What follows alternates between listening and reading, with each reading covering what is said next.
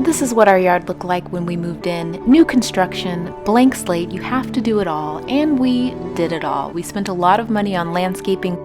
One thing I want you to know before I get into all of this is that I didn't want a pool. I was dead set against it. I didn't want the maintenance or the expense. We used to laugh at people who moved in and then put a pool in right away because why? There is a whole pool in our community that we have access to. I thought they were crazy. Then one day he woke up and wanted one too. My biggest fear was regret. Once it's in your backyard, it's not going anywhere. You are stuck with that pool for as long as you own the house. What if we don't use it? What if we end up resenting the expense? What if something goes wrong with it? Putting a huge hole in your yard that will require maintenance and upkeep forever is a really big decision. It's not anything I ever imagined in a million years that we would be doing, ever. And I'm telling you, it was a battle of wills on this one. We duked it out from start to finish. I'm not even kidding. Like, it was a fight to the end. I lost the battle on this one, big time. We were getting the pool. Our backyard would never be the same again. And even when we broke ground, I still wasn't sure about how I felt about it. Honestly, I felt a little bit sick to my stomach. By then it was too late. I really liked our yard. And then we ripped it all out. One of the first things you have to decide on is your layout. The plan for us was the Baja shelf on one side and then the steps and the spa right next to each other on the other end in an L shape. They come out, they mark it up. The ETA we were given was December. 3 months is very ambitious, and we certainly weren't expecting it to be done by then, but that's what they said. An excavator showed up to start digging out our pool. This is when reality really hit for me that this was happening and there was no turning back. Okay, so this is the wreckage that happened today. What do you mean it smells good? It smells like the earth. Branches could be traumatized.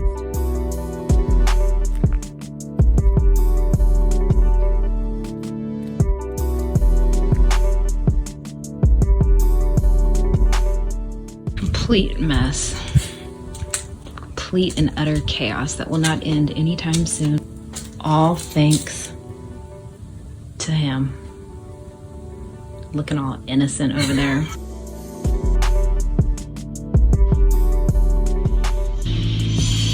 So they're moving all the dirt from there, putting it there.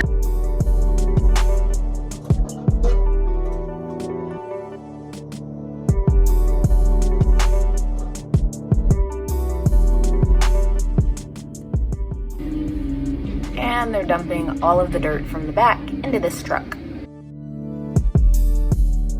The hole is getting deeper and deeper. They've already taken 3 truckloads of dirt.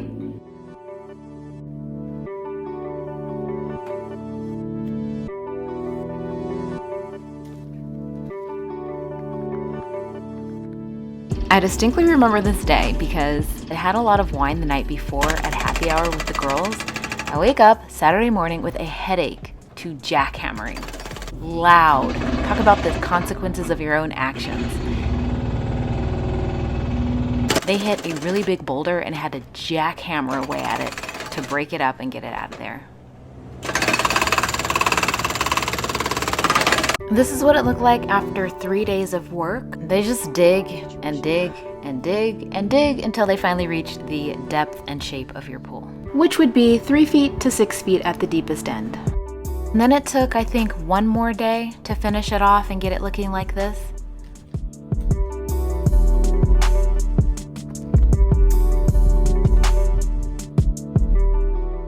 Then they came in with steel reinforcement, which provides structure for the pool. This took 1 day. They did it very quickly.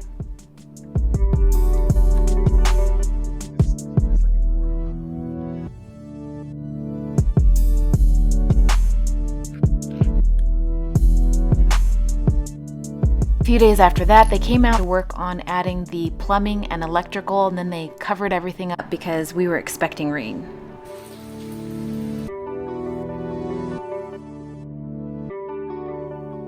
This is what things look like today.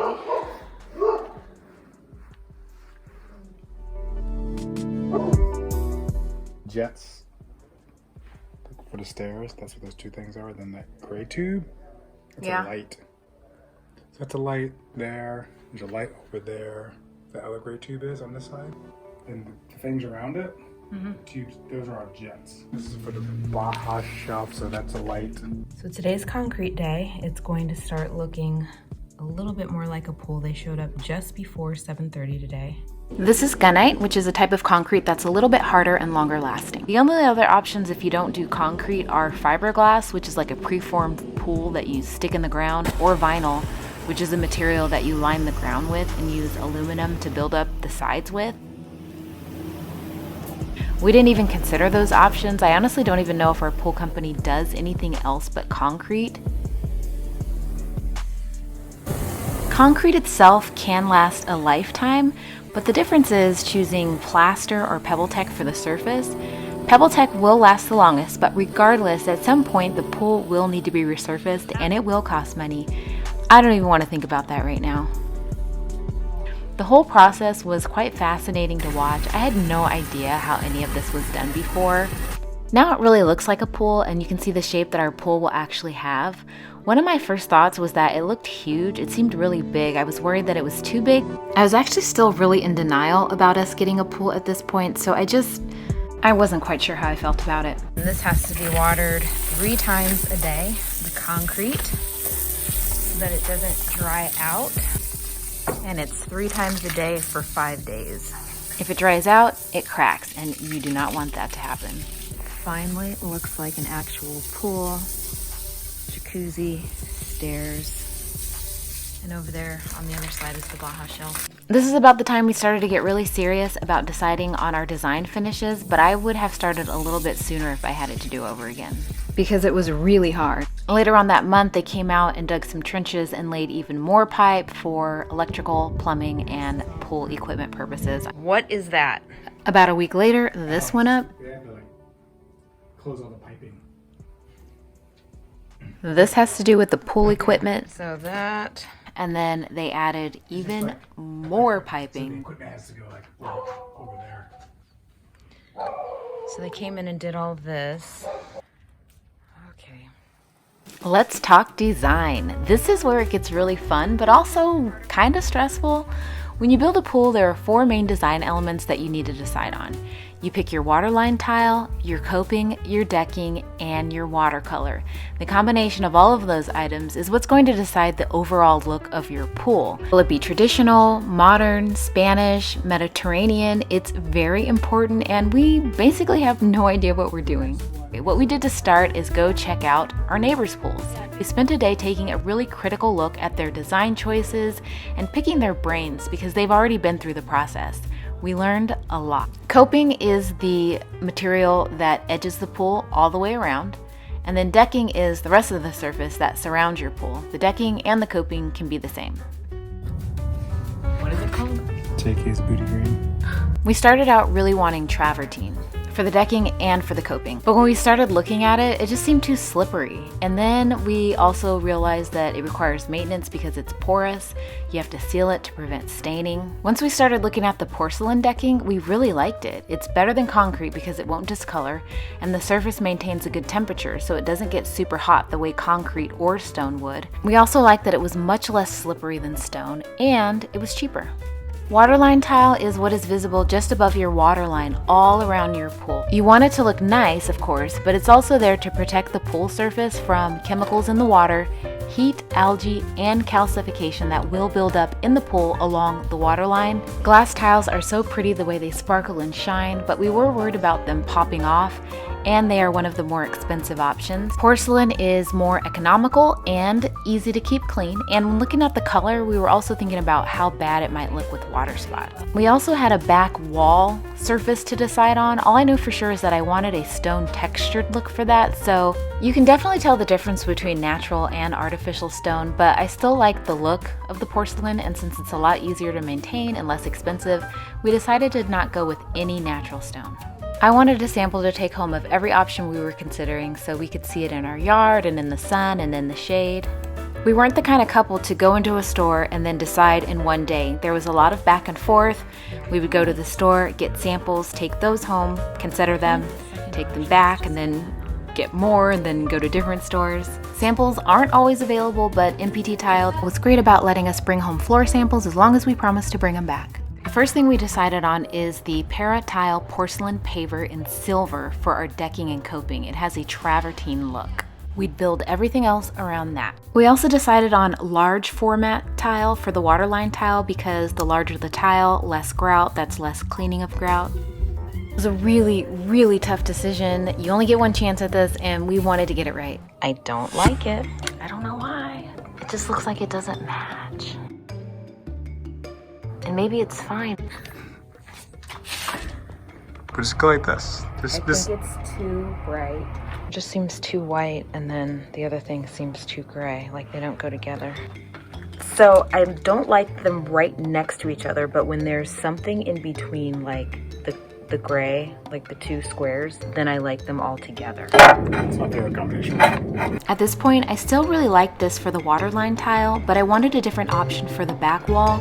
Mind you, we could have used the same material for all of it, but I wanted something textured for the back wall, but then something smooth for the waterline. So we like that one. We like those two, because it's kind of neutral, the top two. Why would it be a nightmare? This is rose stone. Oh yeah. It's a lot. And then the one down also, just because I'm trying to, because when I see it, I think, oh, that would be good, but then no, I don't like it. Second opinion. I think it's good. I don't know. I like it. It's very neutral. Like you can hardly even tell that it's like a color, and it's not super bright. I like it too. It's kind of a neutral, mushroomy, not quite gray, not beige. Tilt it back just slightly because it kind of picks up the texture. Okay, this is another option. Okay, and now I feel like I don't like any of it. The coloring changed so much from the sun to the shade, it was really throwing me off. I was really frustrated and losing hope until he found this. Okay, I kind of like it. It has like different tones in it. Yeah. This is kind of like gives you that marble look, but still it's not like that. The veins aren't as prominent. No, I don't know. I think I like it. Then we decided that this was too bright for the wall. And back to the store to pick up another sample. I don't like this as much as the last one. I was pretty sure we weren't going to go with this gray tile anymore, but I had to be sure. These are the options that we were looking at for waterline tile. The darker gray was a little too dark, and the lighter gray blended too much with our decking. We wanted some contrast. And larger tiles. The glass tiles would be for trim only. We never found anything we really liked to go with that gray one, and then we found a new favorite. Then of course we had to take that new favorite back to the store to consider it with all the options for the back wall. It blends so well that it might not be the right one, or it could be perfect. So this is another look. Just grabbed. What do we think? Again, looks really different between the shade and the sun. Hate everything when we get it home. Not hate it, but change my mind. I like it. Thoughts? This looks, I probably look good, but I have a hard time like seeing it, you know? That's it. But what's throwing you off? I don't know. You don't know? I like this one too. It took us about 2 months, but when we found the right one, we knew. And this was it. I loved the way it all blended. I loved how modern the iguazu material looked for the back wall. And once I found something that I really liked, I was confident with our decision. And really glad that we explored all of our options and took all of the time that we needed. And yes, I was anti-pool, but the design process was just so darn fun that it sucked me in, and even I started to get excited. We put the pool watercolor on the back burner while we were deciding the other stuff, but we still had a decision to make on that, and after a while they all just kind of blended together and I just didn't know what to do. But we still had some time. Meanwhile, we had a porta potty sitting outside of our house for going on 4 months, and a truck that rolls up to service it every 2 weeks or so, and a pool that looks like this. Needless to say, our pool was not done in December. Southern California was having one of the rainiest winters in history, and there didn't seem to be an end in sight. Oh my gosh. It's very full. It continued to rain into the next day and got even a little bit higher. And the rain is back. Luckily, it didn't overflow, and then it wasn't until 10 days after that that they were able to finally come out and do some more work.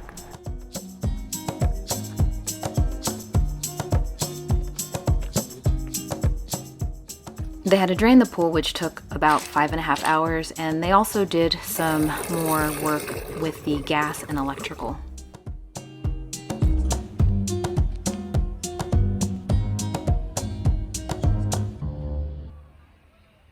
This trench got extended even further out.